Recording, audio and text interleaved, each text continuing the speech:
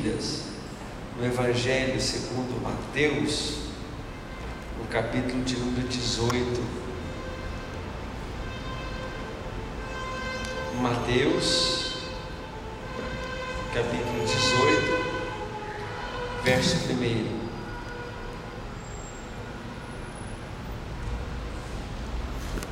A palavra de Deus diz assim: naquele momento, os discípulos chegaram perto de Jesus e perguntaram: qual é o mais importante no reino dos céus? Jesus chamou uma criança, colocou-a na frente deles e disse: eu afirmo a vocês que isto é verdade. Se vocês não mudarem de vida e não ficarem iguais às crianças, nunca entrarão no reino de Deus. A pessoa mais importante no reino do céu é aquela que se humilha e fica igual a esta criança. E aquele que, por ser meu seguidor, receber uma criança como esta, estará recebendo a mim. Glória a Deus.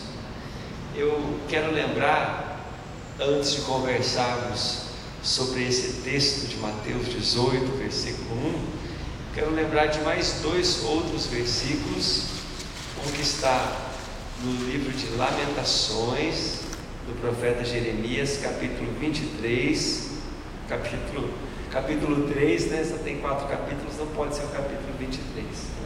Capítulo 3, versículo 14, diz assim: as misericórdias do Senhor são a causa de não sermos consumidos, porque as suas misericórdias não têm fim. Lamentações capítulo 3. As misericórdias do Senhor são a causa de não sermos consumidos, porque as suas misericórdias não têm fim. Também tem um outro versículo que fala lá no livro do profeta Malaquias, capítulo 3, eu acho que é o versículo 6. Estou citando aqui de cabeça, não sei se estou acertando, né? Que diz assim: eu, o Senhor, não mudo. Eu, o Senhor, não mudo. Por isso vocês ainda não foram destruídos. E este versículo, muito embora não tenha nele a palavra misericórdia, é também um texto que fala da misericórdia de Deus, porque o Senhor não muda, porque Ele é misericordioso. Nós ainda estamos em pé, amém? Se estamos em pé, é porque Deus tem sido gracioso para conosco, Deus tem sido misericordioso, porque nós pecamos, às vezes pecadinhos, às vezes pecadões, né? Dizem que não tem diferença entre pecadinho e pecadão, tudo é pecado, né? Mas tem uns que são mais agressivos, mais grosseiros, né? Mais assustadores, e tem outros que são, na nossa ótica, né, um pouco menores. Lógico que tudo que é pecado, mas algumas coisas são mais terríveis do que as outras. Agora, nós também pecamos, nós também erramos, e se todo erro tem uma consequência, imagine se somar a todos os nossos erros, hein, Lorival? Que tipo de consequência vai ter, né? Eu vi hoje uma vizinha, tadinha da nossa vizinha lá, ela por 1 minuto colocou o carro dela em cima da calçada para colocar algo dentro do carro, né? E estava passando, né, os verdinhos aqui de Curitiba, e o verdinho já parou e já estava lá escrevendo alguma coisa no papel para entregar para a vizinha, né? Então, tudo tem consequência, todo erro tem uma consequência. E espiritualmente falando, ainda é mais sério, porque às vezes eu posso cometer uma infração de trânsito, mas porque o guarda não está vendo, eu não vou ser multado, né? Mas a Bíblia fala que nada está em oculto aos olhos do nosso Deus. Então, se pegar a soma dos nossos erros, qual será o castigo? Ah, pastor, eu sou muito bonzinho, né? Muito bonzinho. Então, o bonzinho, ele comete menos erros. Mas mesmo o mais bonzinho de nós, de vez em quando fica bravo, de vez em quando na sua mente pensa de alguém, né, em estrangular alguém, né? E Deus conhece até os nossos pensamentos. Então, se alguém comete um crime mais ou menos, ele vai ser condenado, ele vai pegar 10 anos de prisão. Imagine isso. E se alguém cometer 100 vezes esse crime? E se cometer 1000 vezes esse crime? Né? No Brasil não tem pena de morte, a prisão perpétua, né? Perpétua, perpétua, perpétua, né? Perpétua para sempre, né? E o que acontece com os nossos pecados? Com as nossas falhas que têm as suas consequências? Queridos, é por isso que eu leio, releio, ensino para as pessoas a palavra do caráter de Deus. O Senhor nosso Deus não muda, e Ele é um Deus misericordioso. E a causa de não colhermos tudo que plantamos é o perdão de Deus. Deus nos perdoa. Se você tem algum erro, alguma falha, se alguma coisa pesa na sua consciência, você pode curvar a tua cabeça, fechar os olhos e falar: Senhor, os meus erros me perseguem, me perdoa, por favor, em nome do Senhor Jesus. E a gente sai daquele momento de oração agradecidos para continuar, porque Deus nos perdoa todos os pecados.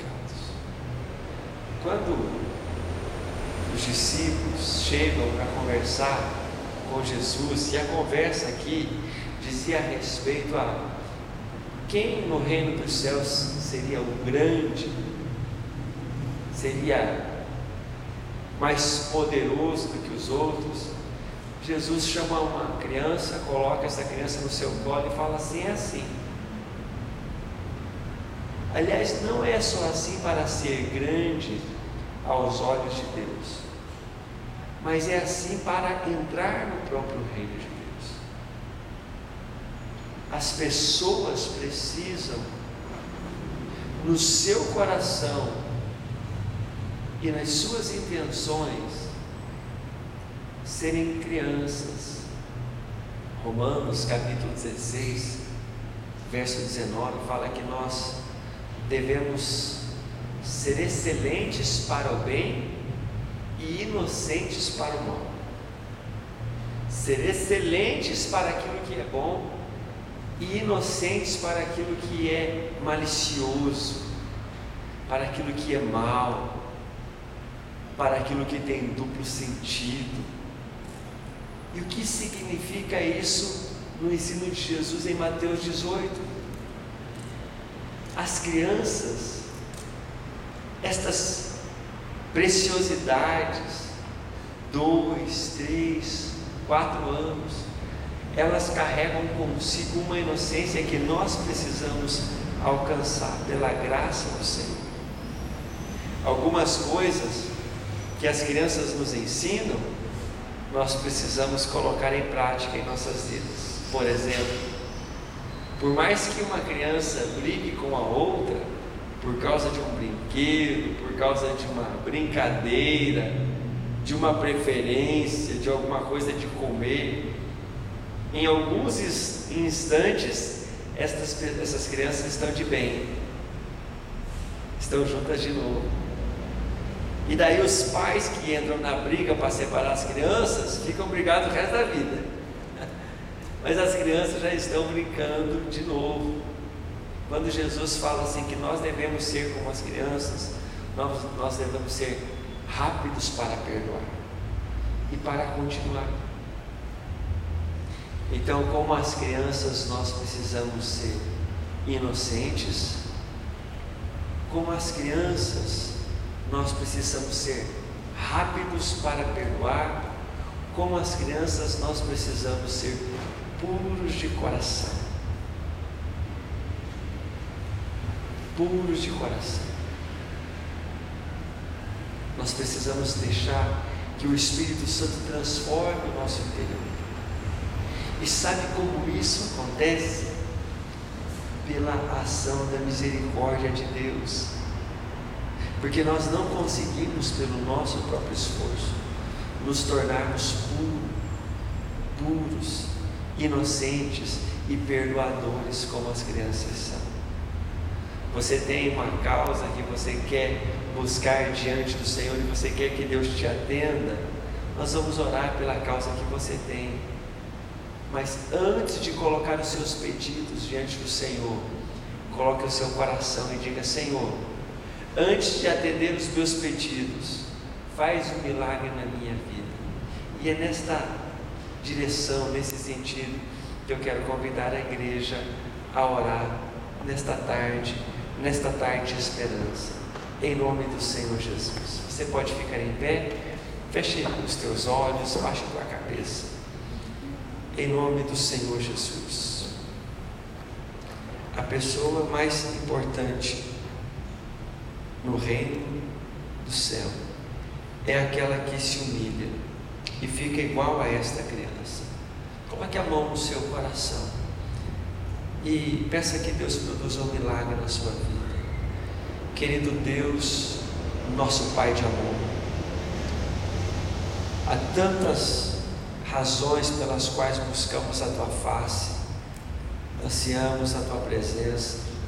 Nessa hora queremos buscá-lo, Senhor, por nosso coração, porque nós reconhecemos, muitas vezes, nós erramos, nós pecamos, e a misericórdia do Senhor nos mantém em pé. Também reconhecemos que o nosso coração, naturalmente, não é um coração perdoador, naturalmente não é um coração puro, naturalmente não é um coração cheio de boas intenções. Por isso pedimos sobre o Teu povo agora, que o Senhor produza milagres, em nome do Senhor Jesus. Produza milagres em nossas vidas, produza milagres em nosso meio. Antes de trazer bênçãos para a nossa vida, nos dá um novo coração. Precisamos ser tocados por Ti, Espírito Santo. O Senhor conhece, Pai amado, a dificuldade de cada um.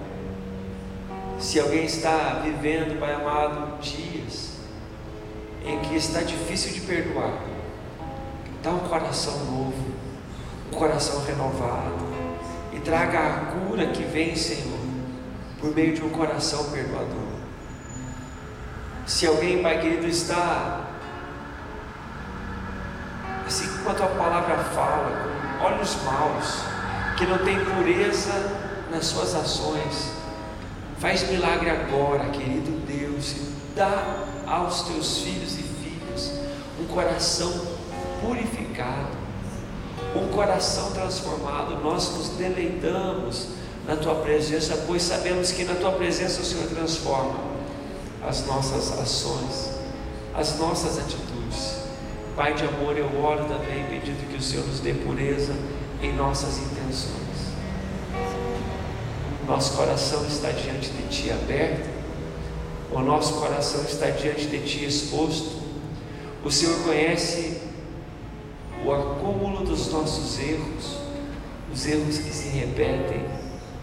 Por favor, Deus, em nome de Jesus, produza milagre no coração da Tua igreja nesta tarde, em nome do Senhor Jesus.